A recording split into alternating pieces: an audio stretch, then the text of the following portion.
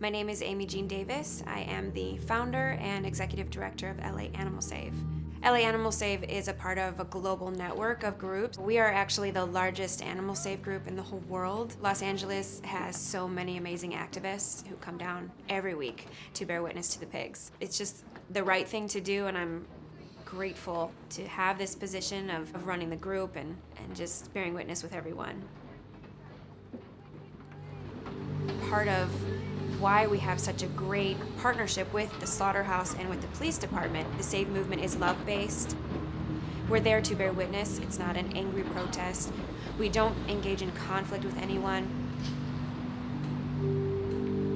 Why I became an organizer with the Save movement, they had asked me if I would organize a group. Luckily, some awesome people from Toronto Pig Save and the Save movement saw my online activism. Also had seen that I was a finalist on American Idol a few years prior, and they invited me to that pig vigil, which eventually led me to organizing LA Animal Save. At a vigil, the whole point is to bear witness to the animals. Our immediate mission is to have as many groups as possible at as many slaughterhouses as possible, so that at these places of violence, there are people out there speaking up for the animals and bearing witness to them. So we're there to give them water, try to relieve their thirst for a moment. We give them love, and we see them for the individuals that they are. Just because these animals are moments away from their death doesn't mean that they should be ignored, that we should turn away from them. At first, with LA Animal Save, it was just me and my partner, Sean Monson, who's the filmmaker behind Earthlings and Unity, and he co-produced Dominion. And he helped me a ton. He was helping me every week. And so Sean has been there from the beginning, helping me every step of the way. And so in the beginning, it was really just he and I. And today we have a handful of people that handle not just the pig vigils, but we also do monthly fur vigils. We do bi-weekly chicken vigils and also bi-weekly cow vigils. At our vigils, we actually sometimes get to save some lives. We're there for the animals, and so if that means talking with the workers, talking with the owners, and asking for them, we get them. Most of those chickens live at Love Always Sanctuary, which is a sanctuary right here in LA. The vigils are very important for the overall animal rights movement because this is where you actually get to see who we are fighting for, who we are speaking up for, and the least that we can do is to bear witness to them and speak about them to other people. We have over 900 groups now. You guys are part of the largest save group on the planet, so just be proud of yourself for coming down here and being willing to be at a slaughterhouse to bear witness to this cruelty and to make a statement for the world that we want to shift away from this institutionalized violence into a world that is built upon compassion and peace, and get rid of the oppression and injustices. We're here tonight as part of that to tell people, eat plants, choose to live by loving instead of by killing. Because when you sit down to eat, no matter what other causes you're fighting for, don't add to the violence by eating animals.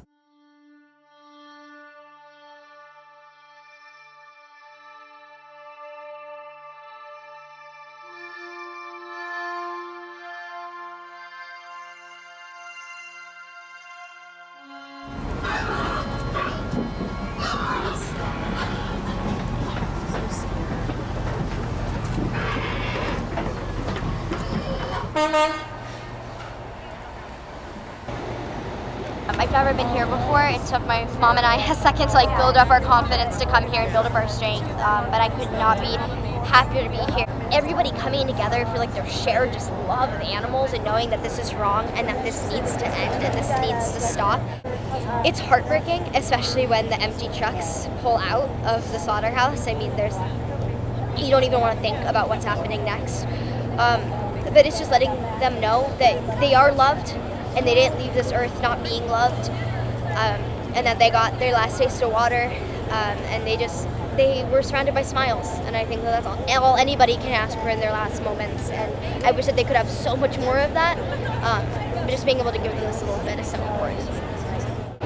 I knew it all existed, but I think every person needs to really see it, but as I was mentioning, I think the thing that hit me the most, because the tears were flowing on my kids the minute we first saw the first truck, the most impactful thing for me was when the truck went in and then came back out empty, and I realized that's it. I mean, gets it. So I just kind of put hands on each one that I could reach. My kids had the water bottles. It's just really hard. It's really hard. And as a 56-year-old woman, to think that I ate those animals for 40-some years, it's just, I wish I could take it back. I'm so proud I raised a daughter who can't wait to have a vegan child that will never touch meat. So at least I can know that my legacy is good. And my son is going to go out and advocate for animals with his career. So I did good as a mom, but I still am embarrassed and ashamed for all the animals that I ate. And I wish I could take it back. So this is my way of paying them back.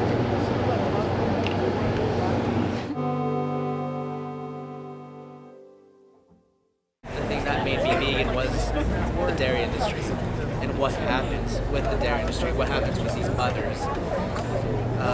And I couldn't be a part of that. These animals are raised, forcibly impregnated, bear their young 9 months later. The babies are taken away and killed, and she's milked, and she's re-inseminated, and she has another baby, 9 months later. These dairy cows, once they become spent and go to the slaughterhouse, most of them are pregnant. The farmers aren't taking the time to figure out and calculate which of these females, which of these mothers are going to be going to slaughter at some point so that I should not re-impregnate them now. And so if you ever can get to one of these slaughterhouses and see when they dump the insides of the animals, that's not going to go off to the meat market, you'll see fetuses on every level of the spectrum of development, from little tiny ones that you can see with your eyes still, all the way to a fully formed baby that was days from being born. To participate in that kind of violation of a mother, once I learned that, I was like, if I'm doing this in any way because of cruelty towards animals, I can't have dairy in my diet either. There's no right way to do the wrong thing, and the dairy industry and the egg industry are almost more violent than just the general meat industry, and more people need to know that. A wild chicken would lay less than 24 eggs in a year, and now she's laying up to 300. So many egg-laying hens die from egg binding, where their body tries to produce an egg and it doesn't get fully formed, so it doesn't come out, and then the body starts developing another egg, and that gets crammed up behind the one that didn't come out, and she becomes completely impacted with eggs, and she dies.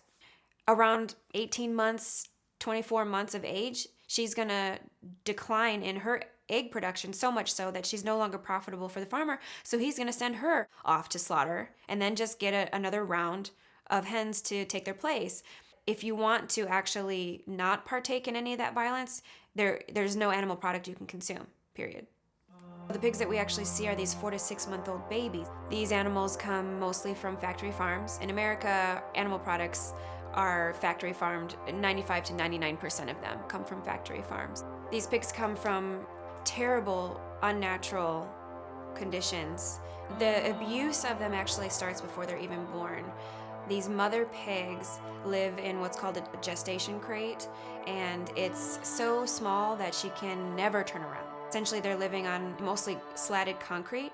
After about 3 weeks, the piglets will be taken from her. She'll be re-inseminated and spend the next 4 months in the gestation crate, and then to the farrowing crate to give birth. And it just goes on and on for around 2.5 years, and then she'll be sent to slaughter. Living in crowded, filthy warehouses with no direct sunlight and nothing to root around in. Living amongst the dead, these animals that are diseased and dying. And it's absolute terror from before they're born all the way up until they lose consciousness in the slaughterhouse. They are driven inside the gate into these places where they're going to die a violent, fear-filled death.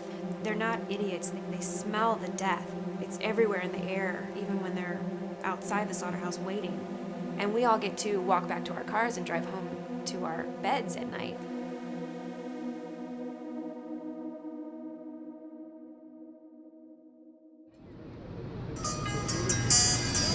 Kill, workout, but not animals.